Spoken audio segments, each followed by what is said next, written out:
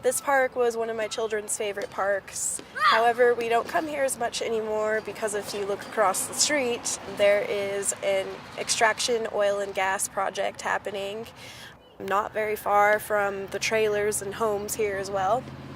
We've lived in Greeley our whole lives and we've raised our children here, and it wasn't until about 2011, 2012 when this really picked up and we started having more breathing difficulties. My son was in the ICU with a respiratory infection shortly after he was born. And whenever we come to this park, if a big gust of wind comes up, suddenly my son is wheezing and it's time to go. So we don't come here very often anymore. I mean, I don't really know what goes on behind those fences. Nobody does. Being this close to a site, you're breathing in volatile organic compounds like benzene, which is known to be cancer-causing. So I just don't feel like this should be in anyone's neighborhood or by anybody's playground. Every day, it seems like a new well is popping up somewhere. There's been about 15 different kinds of spills in the last 2 months in this area.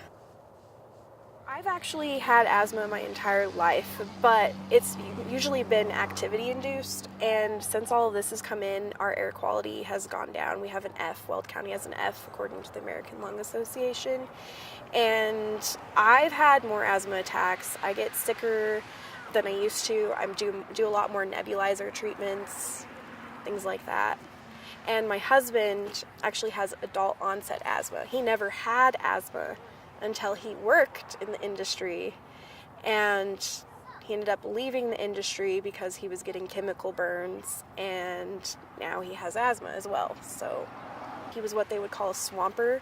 So he would go in and clean like the frack tanks and basically do all the dirty jobs.